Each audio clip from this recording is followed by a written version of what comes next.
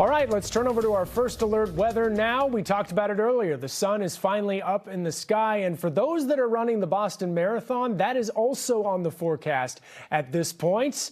Meteorologist Sydney Welch, what are we looking for here? You know what? I have a lot of good news in this forecast, and that's not something I could say this weekend or before this weekend, because the weekend was a little bleak. We had a lot of clouds around. We had cooler temperatures for much of the weekend, but it's really feeling like spring as you're heading out the door today. And while we will see rain chances, we're not going to see days of rain really at all on the 10-day forecast. So that's some good news. Our next rain chances, though, they're not all that far off. They're going to come in overnight tonight into early tomorrow. A line of rain moving over New York City. Eventually, it is going to move into western Massachusetts and bring some clouds to our forecast, but that's going to be later on this evening into the overnight hours. So we might see a batch of clouds or two this afternoon, but around 4 o'clock on Tuesday, some rain will be moving overhead. It's not going to be widespread, but there will be some showers in spots as we go around 4, 5, 6 o'clock in the morning. And then once we get into the afternoon, some breaks in those clouds, allowing us to warm up yet again tomorrow. Tomorrow's another warm one,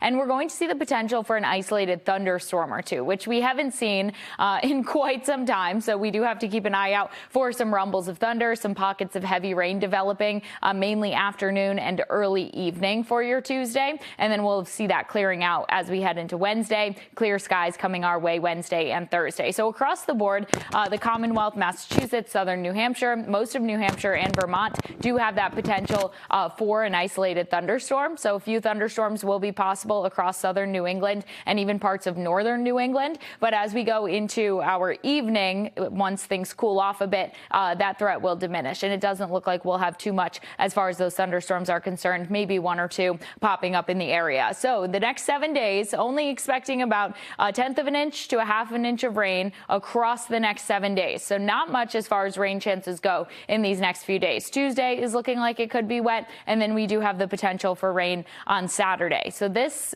calendar is going to look much different once we can fill in this week, because we've had 10 out of the last 13 days having rain on them. And that excludes Wednesday and Thursday of last week. And then the first Friday of April. That was probably one of the nicest days of April so far, but we're going to have many more of those to come, especially today and Friday. Those are going to be my picks of the week, as they're going to be warmer and they're going to be mainly dry. So temperatures in the upper 50s. Right now we're looking at 57 degrees. Those temperatures along the coast rising to the low 60s as we head through the afternoon. But if you're further inland, you easily could see upper 60s. We're going to be nearing 70 degrees. Many of us aren't going to make it. Most of us aren't going to make it. But as we head through the week, the warmth is going to be returning. We'll lose it for a second, but it will be returning, especially by Saturday. Saturday, 68 degrees. Easter weekend is looking mainly dry on Sunday. Temperatures in the low 60s. Saturday, we do have a few rain chances that will be returning. So 10-day forecast. Here's that little cool down that I mentioned. Wednesday and Thursday